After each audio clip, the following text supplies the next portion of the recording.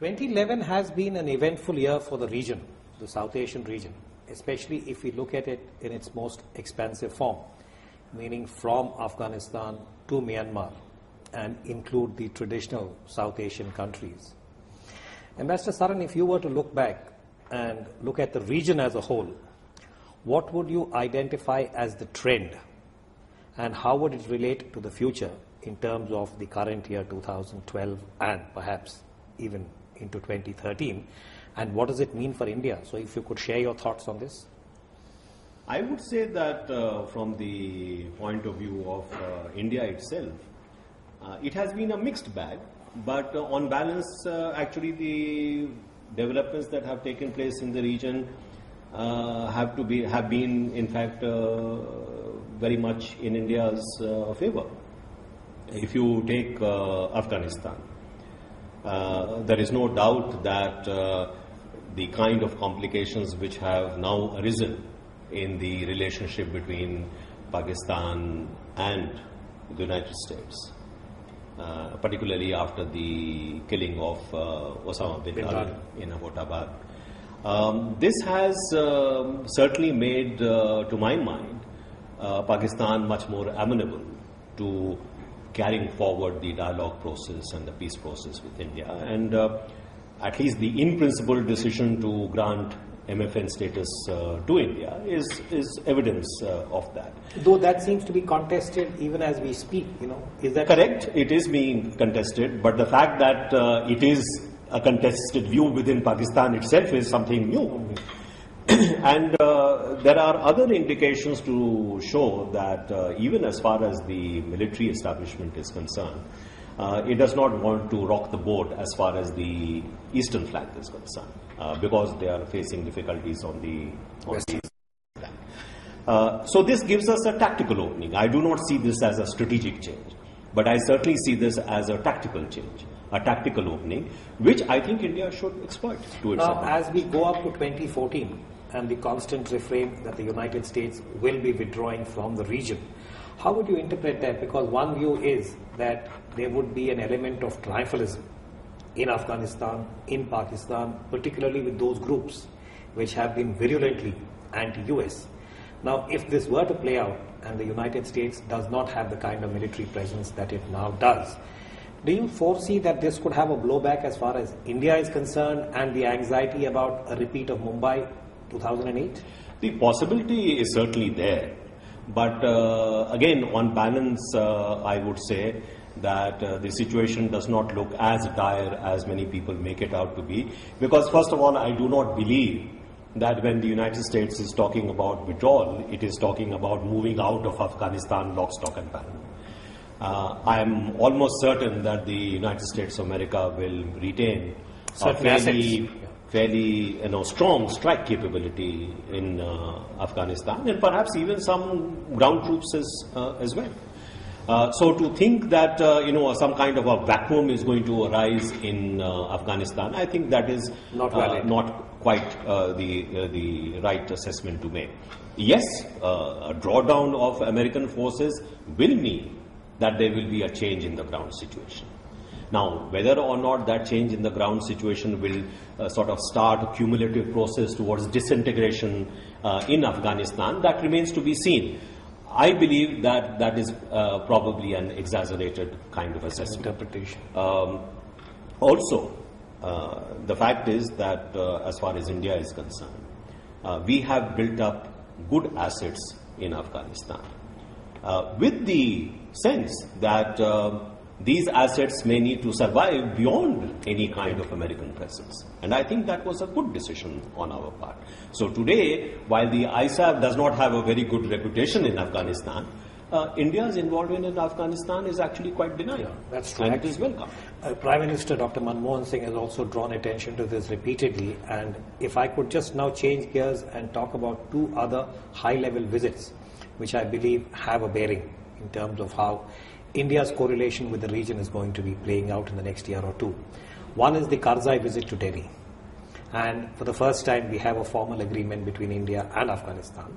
The second is Myanmar, which also I thought was very significant. So if you would just like to talk about India-Afghanistan purely on a bilateral track? And similarly, the India-Myanmar relationship? I'll welcome the agreement concluded with Afghanistan, the strategic partnership agreement, because I have always felt that we are unnecessarily very defensive about our presence in Afghanistan. There is every reason for India to have very strong and wide-ranging relationship with Afghanistan.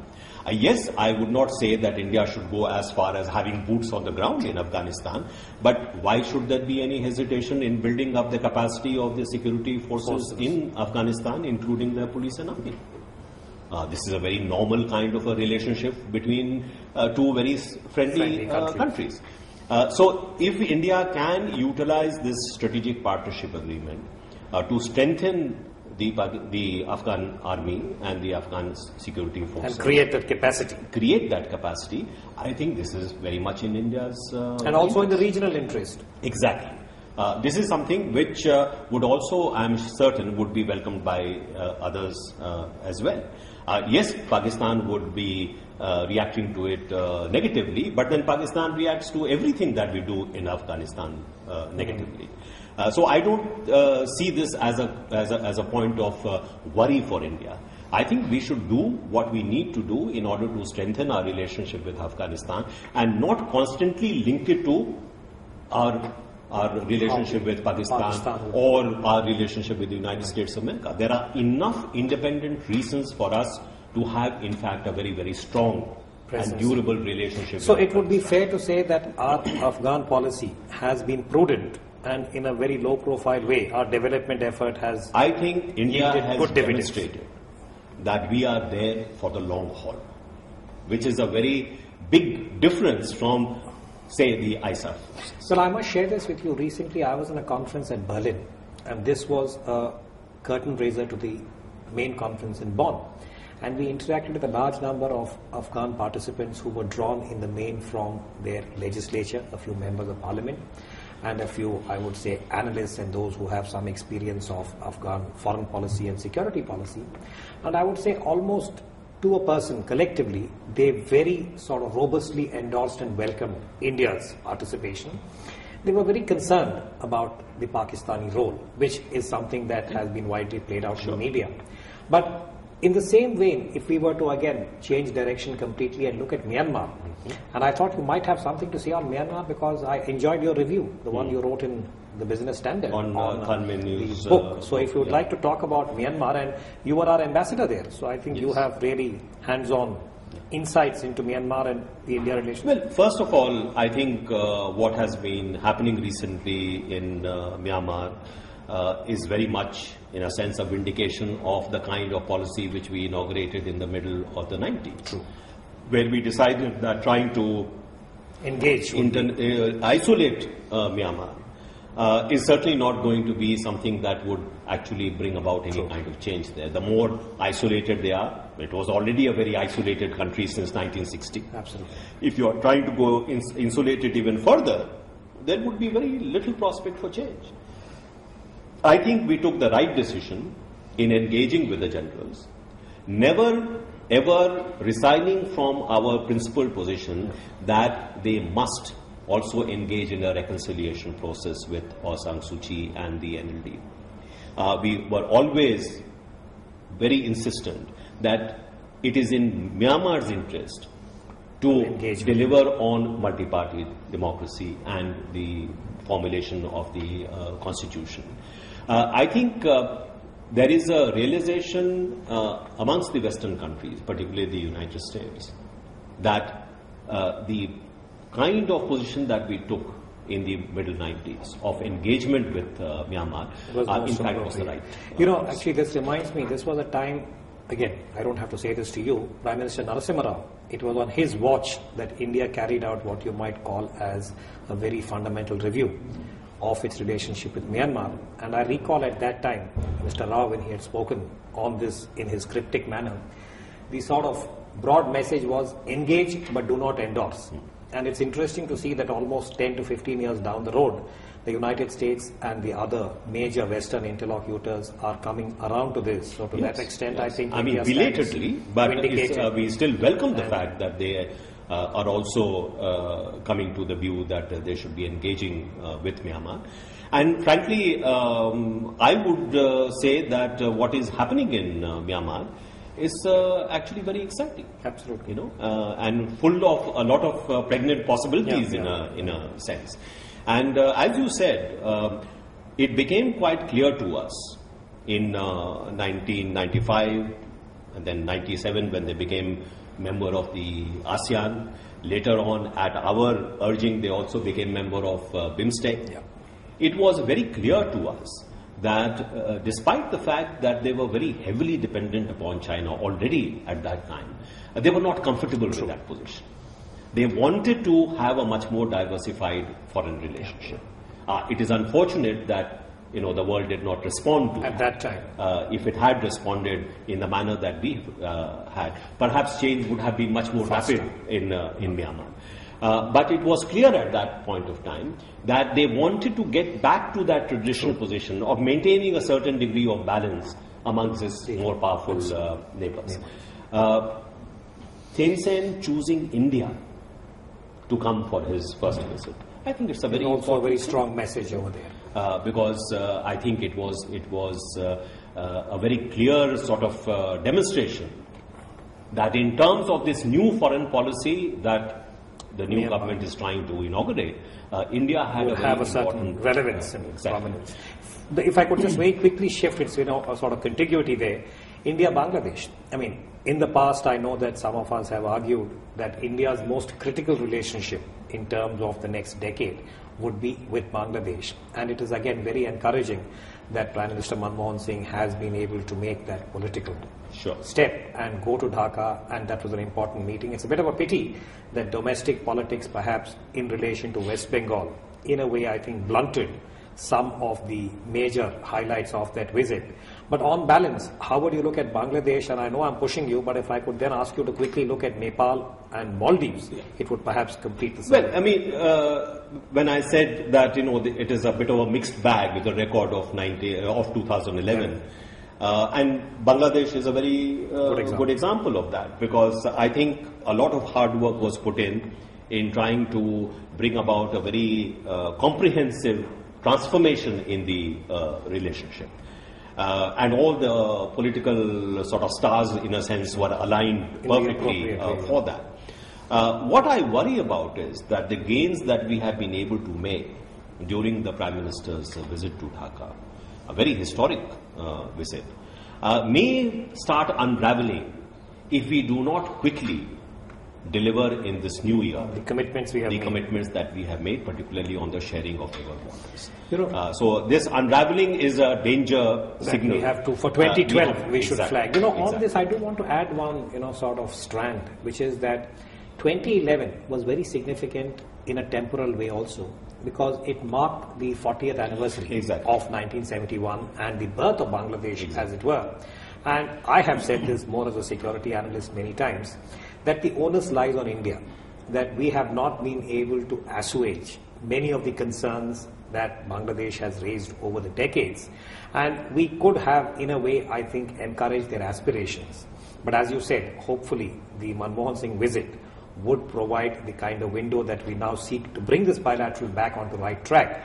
And as you said, let's see how 2012 plays out in terms of the relationship. But you mentioned Nepal, you mentioned Maldives, Sri Lanka, which is another country that is. With respect to all these neighbors, the great asset that you have today is precisely your size, which 10 years ago was a liability.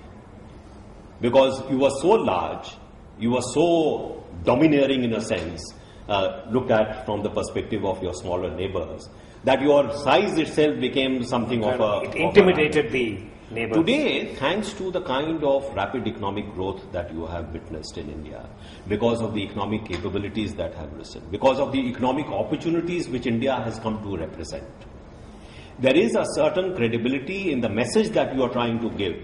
That is, look at India as an opportunity, don't look at India have win-win situations. Actually, the Sri Lanka example is a perfect example. But frankly, even if you were able to, if you were to open out your entire market to everything that is produced in each and every one of your neighbors, it would still be a drop in the ocean.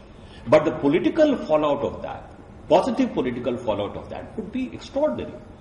And we are just not able to get away from that small-mindedness which really belongs to an earlier era. Well, I think on this there's a very good point to be made that hopefully, the discourse in India in relation to our neighbors could be made more malleable, because it's very unfortunate. The example we had of West Bengal and the position taken by the Chief Minister in relation to the Prime Minister's visit was something that could have been avoided. But hopefully in 2012 we should be able to address this. But I do want to flag two other points, if I may, Ambassador Saran.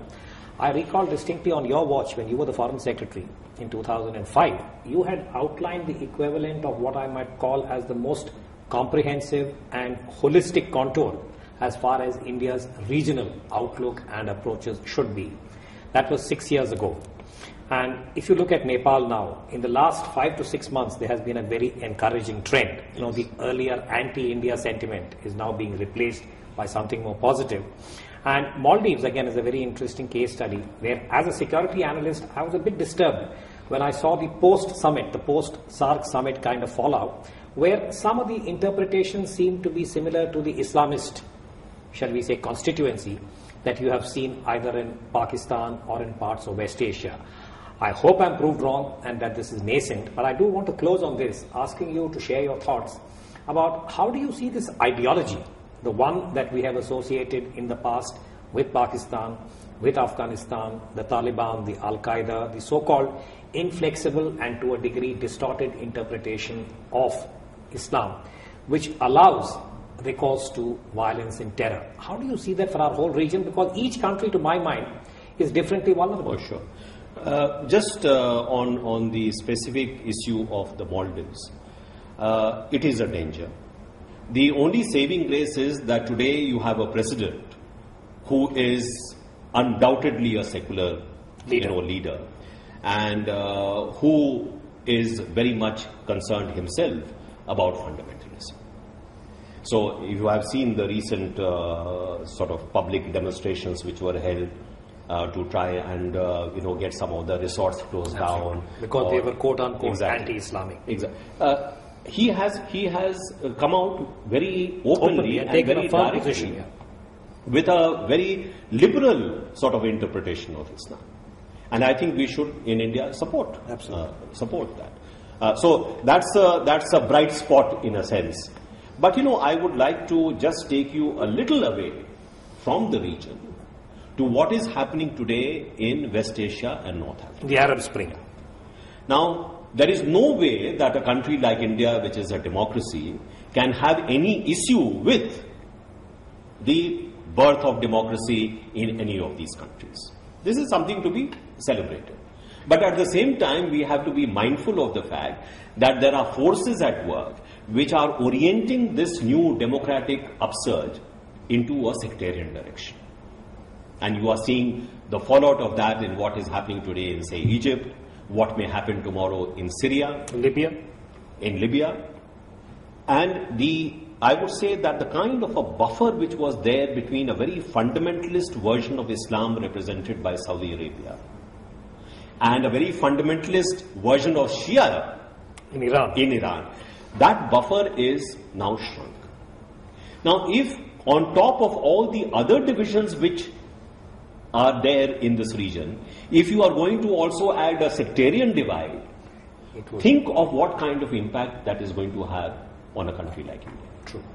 So we have to be mindful of the fact that yes, we should welcome the kind of popular upsurge which is taking place in this region against totalitarianism, against authoritarianism.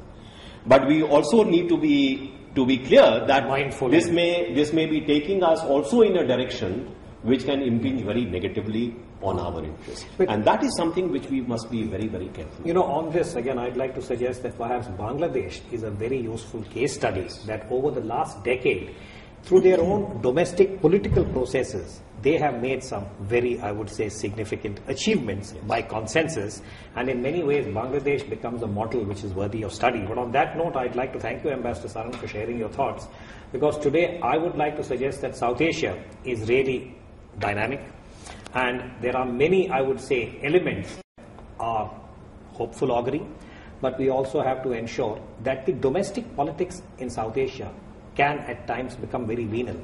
And that does not prevent or inhibit the kind of collective yes. aspiration. But I would just like to end on an important point that you made, which is that in Bangladesh you see that domestic political processes are in a sense moving in a hopeful direction. True. As far as fundamentalism is concerned. It is very important because our western flank is going in a different direction. Absolutely. If our eastern flank also goes in that direction, we are in deep trouble. True. So I think it is very important for us to ensure, not only in Bangladesh, but the entire East Asian region where there are very strong Muslim communities, but True. They are liberal communities, Absolutely. like in Indonesia, we must ensure that that particular flank, in fact, remains safe. So we need to create that ecosystem in the region which would be normative, which would be positive, and at the end of the day, I would suggest equitable.